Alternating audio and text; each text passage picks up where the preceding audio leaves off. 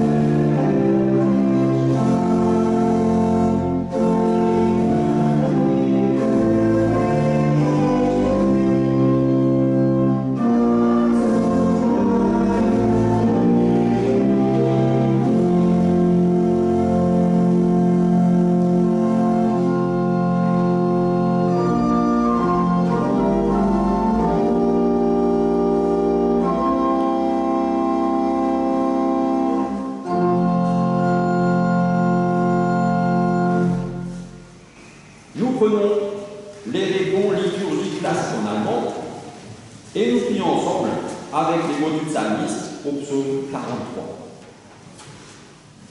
Rends-moi justice, ô Dieu, défends ma cause contre une nation infidèle. Donne-moi d'échapper aux hommes trompeurs et injustes. Tu es mon Dieu, ma forteresse, pourquoi m'as-tu rejeté? Pourquoi dois-je me traîner vers sombre sous l'oppression de l'ennemi? Envoie ta lumière et ta loyauté, qu'elle me guide. Qu'elle me conduise à ta montagne sacrée et à tes demeures. J'irai vers l'autel de Dieu, vers Dieu ma joie et mon allégresse. Je te célébrerai sur la vie, ô Dieu mon Dieu. Pourquoi être abattu? Pourquoi gémir sur toi-même? Espère en Dieu. Je le célébrerai encore, il est mon salut et mon Dieu. Chantons gloire au Dieu 3 fois saint, et Exaltem Vater. Amen.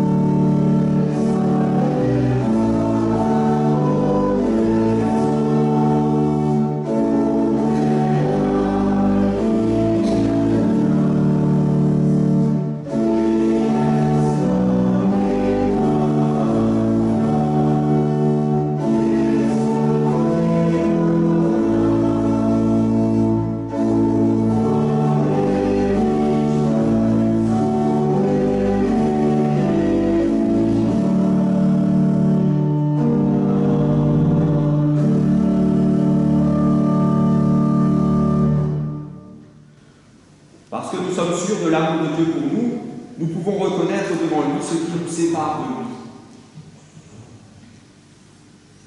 Seigneur, nous écoutons ta parole, mais nous ne vivons pas ton évangile. Nous entendons ton appel, mais nous ne te suivons pas. Nous accueillons ta bénédiction, mais le témoignage de notre foi reste timide. Seigneur, accorde-nous la grâce du repentir. Transforme notre vie. Rends-la agréable à ta volonté. Et s'il est vrai qu'aujourd'hui, les péagers et les prostituées nous précèdent dans ton royaume, alors donne-nous l'humilité et la foi nécessaires pour entendre ton appel, vivre ta parole et partager autour de nous la douceur de ton amour. Oui, Seigneur, nous t'en prions, prends pitié de nous. Herr, erbarme dich.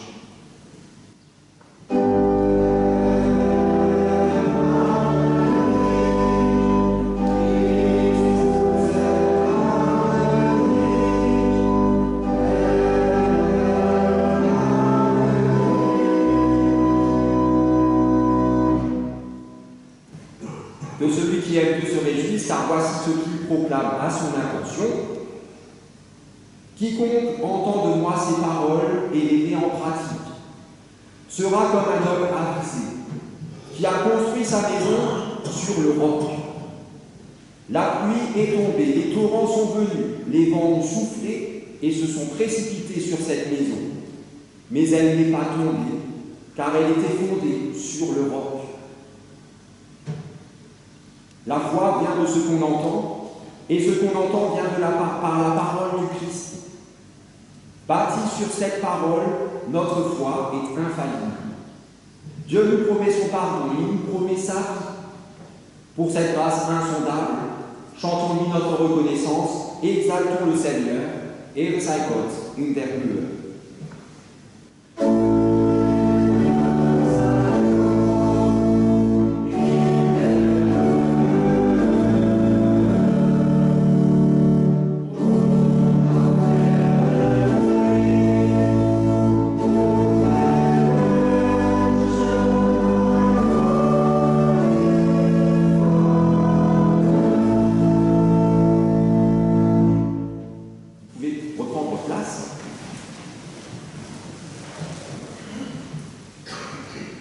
Et avant d'entendre la première lecture pour ce matin, nous prions pour que ces paroles deviennent pour nous paroles de vie.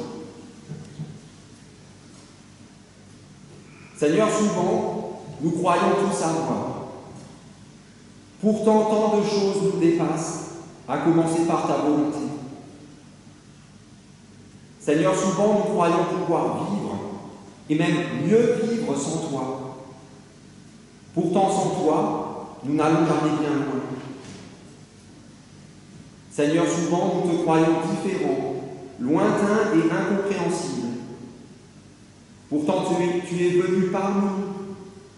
Tu as promis de revenir et tu viens guérir nos douleurs, consoler nos cœurs, ouvrir nos esprits, nous aimer jusqu'au bout pour nous donner la vie. Voilà pourquoi nous avons besoin que ta parole de vérité nous dise pleinement qui tu es. Nous t'en prions par Jésus-Christ, ton Fils, notre Seigneur, qui vit et qui règne avec toi, Père, et le Saint-Esprit, un seul Dieu, pour les siècles des siècles.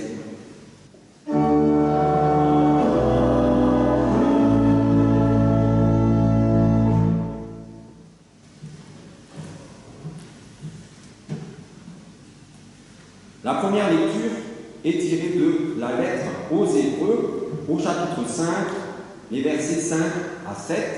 C'est très court, mais très fourni. Durant sa vie terrestre, Jésus adressa des prières et des supplications, accompagnées de grands cris et de larmes. Il les adressa à Dieu, qui pouvait le sauver de la mort. Et Dieu l'exauça à cause de sa soumission. Bien qu'il fût le Fils de Dieu, il a appris l'obéissance par tout ce qu'il a souffert. Après avoir été élevé à la perfection, il est devenu la source d'un salut éternel pour tous ceux qui le suivent.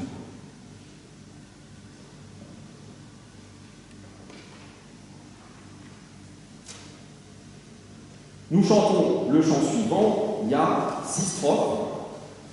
6 strophes.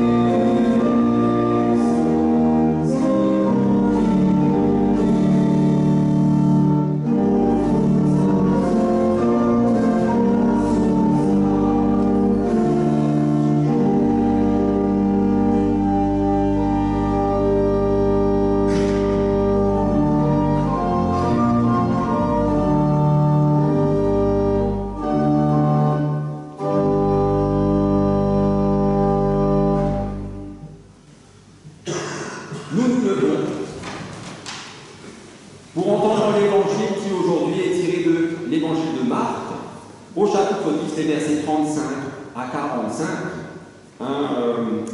passage, un épisode de la vie de Jésus et de ses disciples assez surprenant. Alors Jacques et Jean, les fils de Zébédée, vinrent auprès de Jésus et lui dirent : « Maître, nous désirons que tu fasses pour nous ce que nous te demanderons. » « Que voulez-vous que je fasse pour vous ? Leur dit Jésus. Ils lui répondirent : « Quand tu seras dans ton règne glorieux, accorde-nous de siéger à côté de toi, l'un à ta droite, l'autre à ta gauche. » Mais Jésus leur dit : « Vous ne savez pas ce que vous demandez. Pouvez-vous boire la coupe de douleur que je vais boire, ou recevoir le baptême de souffrance que je vais recevoir ? » Et ils lui répondirent : « Nous le pouvons. » Jésus leur dit : « Vous boirez en effet la coupe que je vais boire, et vous recevrez le baptême que je vais recevoir. Mais ce n'est pas à moi de décider qui siégera à ma droite ou à ma gauche. Ces places sont à ceux pour qui Dieu les a préparées. » Quand les 10 autres disciples entendirent cela, ils s'indignèrent contre Jacques et Jean. Alors Jésus les appela tous et leur dit : « Vous le savez, ceux qu'on regarde comme les chefs des peuples les commandent en maîtres. Et les grands personnages leur font sentir leur pouvoir. Mais cela ne se passe pas ainsi parmi vous. Au contraire, si l'un de vous veut être grand, il doit être votre serviteur. Et si l'un de vous veut être le premier, il doit être l'esclave de tous. Car le Fils de l'homme lui-même n'est pas venu pour se faire servir, mais il est venu pour servir et donner sa vie comme rançon pour libérer une multitude de gens. » Seigneur, ta parole est la vérité. Enseigne-nous à marcher selon ta vérité. L'ose à dire au Christ.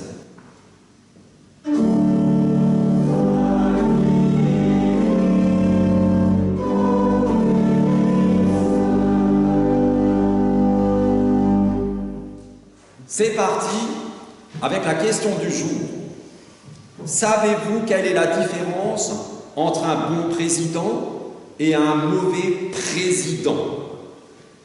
Bon, attendez, c'est peut-être pas la bonne question à poser en ce moment. On va en poser une autre. Savez-vous quelle est la différence entre un bon paroissien et un mauvais paroissien ? Bon, là non plus, c'est pas forcément la meilleure question à poser. En fonction de la réponse, vous risquez de ne plus venir dimanche prochain. Alors on va en poser encore une autre. Je vous ai dit, je suis un peu fatigué en ce moment, mais ça va venir. Savez-vous quelle est la différence entre un bon conseiller presbytéral et un mauvais conseiller presbytéral ? Ça va pas non plus, parce que tellement difficile de trouver des candidats, et en plus nous on a des bons conseillers, on va pas non plus les froisser, risquer de les froisser. Alors on va trouver une autre question qui ne risque pas de faire fuir quelqu'un d'important, et ce sera la dernière, ce sera la bonne. Savez-vous quelle est la différence entre un bon pasteur et un mauvais pasteur ? Là on risque rien, on peut la poser. Alors dites-moi aussi, dans le contexte social actuel, je pense que vous avez un peu regardé les infos, un peu, avec l'augmentation des prix de tous les produits, même les produits de première nécessité, enfin tout. Là, vous n'avez pas regardé les infos, vous l'avez vu, en ouvrant le porte-monnaie, caddie, porte-monnaie, c'est bizarre. Avec la réforme des retraites, on n'en parlera pas trop, hein. Avec le joyeux usage de l'article 49.3, je ne connais rien, aucune loi, mais ça je connais, c'est quand même bizarre. Et puis on y va, joyeusement. Avec l'usage de la force, soi-disant proportionnée par les forces de l'ordre sur les manifestants et sur les journalistes, enfin tous ceux qui passent. Avec l'arrogance, ou certains diront le mépris affiché sans rougir par le gouvernement, notre gouvernement, à l'égard d'une bonne partie d'entre nous, pas forcément tous ne se sentent peut-être pas agressés, mais il y en a quand même une partie qui trouve ça honteux. Et bien les deux lectures du jour qu'on a entendues, moi je trouve qu'elles nous font du bien. Qu'en pensez-vous? Est-ce que ça vous a fait du bien dans ce climat actuel d'avoir entendu ces deux lectures? Pour moi, oui. On va prendre l'Évangile, principalement. Dans cet Évangile, 2 parmi les 12 plus proches amis de Jésus, Jacques et Jean, demandent à Jésus des places d'honneur. Et même pas des places d'honneur, les places d'honneur. Vous avez un trône, l'un veut être assis à droite et l'autre à gauche. Voilà. Plus près, on ne peut pas. Il faut se mettre sur les genoux de Jésus directement, plus près du trône, on ne peut pas. Alors peut-être n'était-il pas motivé par de mauvaises intentions, peut-être. Peut-être ne voulait-il pas être calife à la place du calife, peut-être. Peut-être demandent-ils ça parce qu'ils aiment vraiment Jésus, peut-être. Peut-être, mais peu importe, puisque la réponse de Jésus les remet à leur place. Quelle place? Celle de disciples. Parce que le souci, c'est qu'en lui demandant ça, ils s'éloignent grandement de la réalité que Jésus veut pour eux. La réalité qu'il leur enseigne depuis des années. La réalité qu'il leur montre par l'exemple. En fait, rien que de souhaiter secrètement ce qu'ils demandent, eux, rien que de l'envisager comme une possibilité, je vais être disciple pour plus tard être assis là et là. Rien que ça, c'est déjà problématique. On n'a même pas besoin de le demander ouvertement. Eux, ils le font ouvertement et surtout sérieusement. Ils sont sérieux, ils le veulent vraiment. Mais c'est aussi très exactement ce que Jésus ne veut vraiment pas. Jésus les veut à sa suite. Et eux se rêvent trônant au sommet de la pyramide, tout en haut de l'échelle, sur les 2 plus hautes branches du séquoia, on va dire. Peut-être juste un tout petit peu en dessous de Jésus quand même. On lui laisse quand même encore la première place peut-être, mais largement au-dessus de tous les autres. Et ça, ce n'est pas du tout, mais alors pas du tout, l'optique ni l'option choisie par Jésus.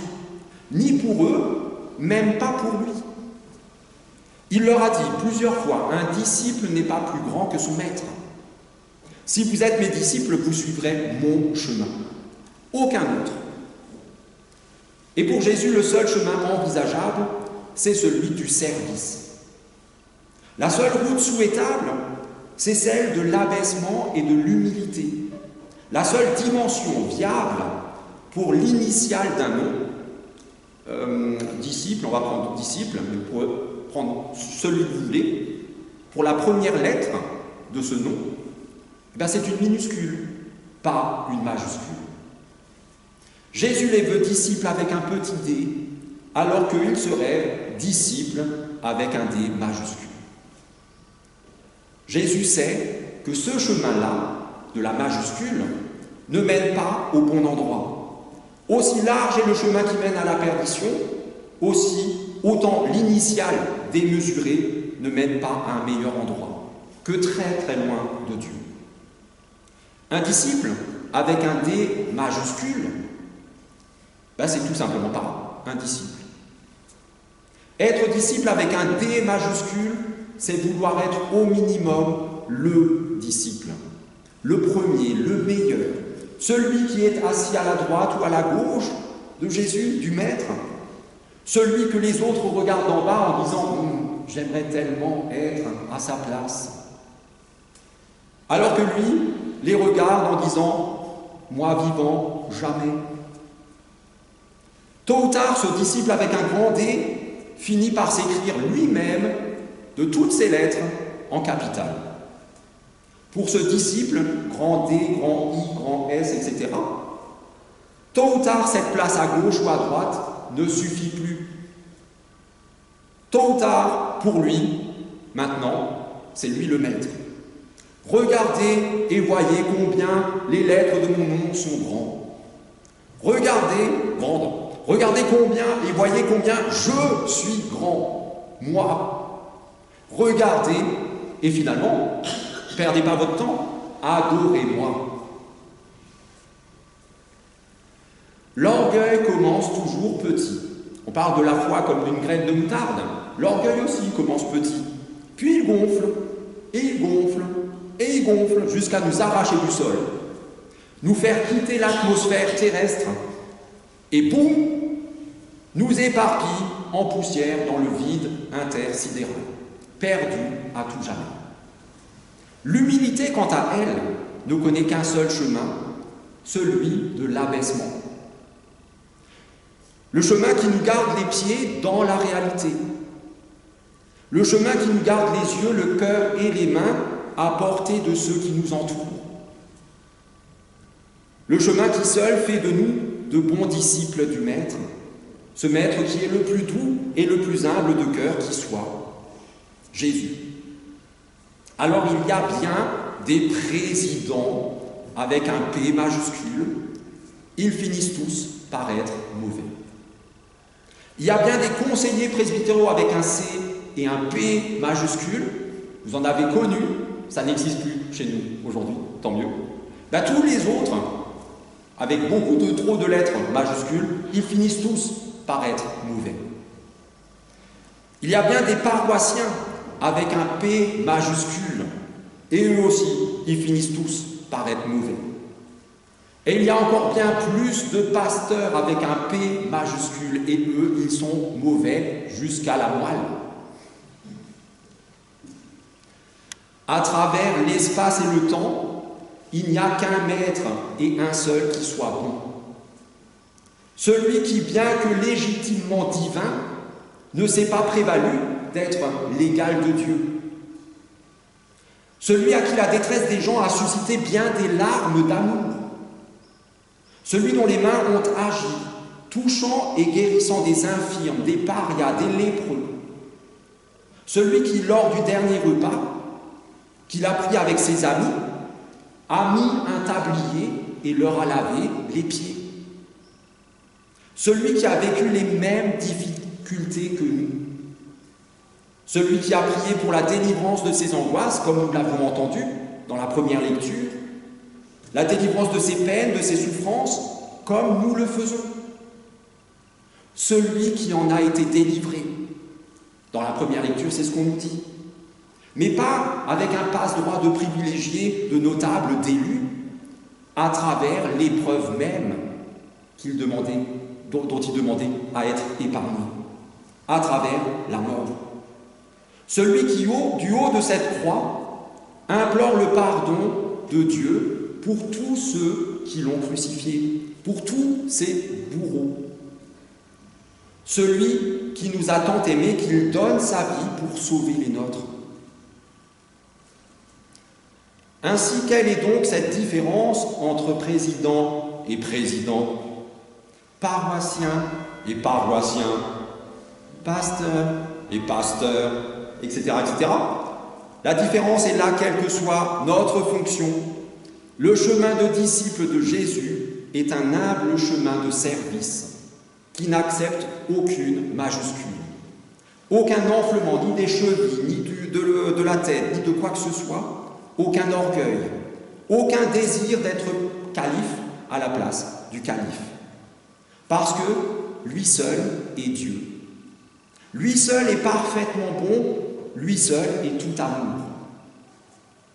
Et parce que seules ses divines mains percées sont tendrement tendues vers nous pour nous faire traverser nos épreuves les plus dures et nous accueillir dans ses bras d'éternité. Amen.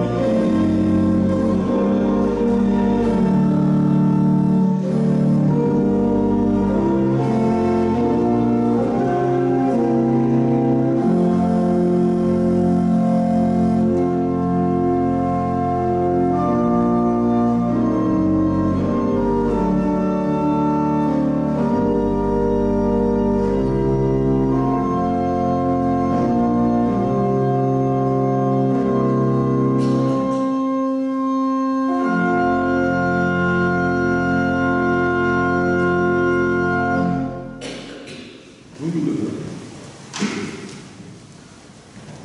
Et nous prions les uns avec et pour les autres. Seigneur, tu t'es livré toi-même en rançon pour la multitude. Dans notre reconnaissance et en toute confiance, nous te prions. Pour tous ceux que ta passion laisse sceptiques, tous ceux qui n'en saisissent pas le sens, donne-nous de saisir que ce mystère est avant tout le mystère de ton amour pour chacun d'entre nous.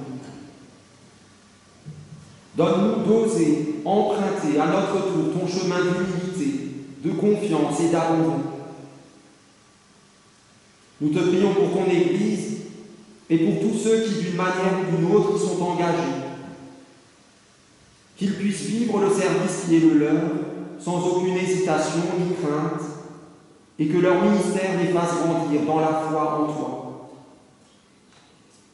Seigneur, nous te prions pour tous ceux dont toute erreur de jugement peut avoir des conséquences dramatiques, en particulier le gouvernement. Donne-leur le discernement nécessaire et inscris en eux le fondement de leur mission, être au service du bien commun et de la vérité. Seigneur, toi qui es présent à nos côtés, dans les difficultés, même dans la mort, nous te confions tous ceux, aux proches comme au loin, qui sont soumis à la maladie, et ceux dont les jours ici-bas touchent à leur fin. Console les familles confrontées à la tristesse du deuil et dirige leur regard vers toi, par-delà le tombeau. Avec la certitude que nos prières ne sont pas vaines, nous unissons nos cœurs et nos voix pour faire monter à toi les paroles que tu nous as toi-même enseignées. Notre Père, qui es aux cieux, que ton nom soit sanctifié, que ton règne vienne, que ta volonté soit faite sur la terre comme au ciel. Donne-nous aujourd'hui notre pain de ce jour. Pardonne-nous nos offenses, comme nous pardonnons aussi à ceux qui nous ont offensés. Et ne nous laisse pas entrer en tentation, mais délivre-nous du mal, car c'est à toi qu'appartiennent le règne, la puissance et la gloire, au siècle des siècles. Amen.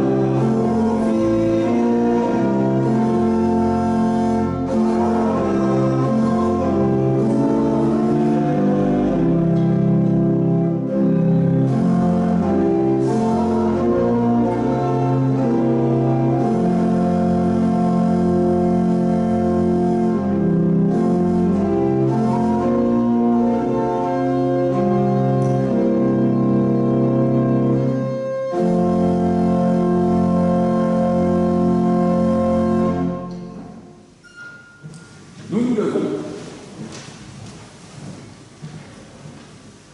Allons dans cette journée, dans nos vies, encouragés et affermis par cette promesse de Dieu, qu'il donna au peuple d'Israël en chemin dans le désert et en proie aux difficultés, en disant ceci: soyez forts et courageux, n'ayez pas peur, ne vous laissez pas effrayer.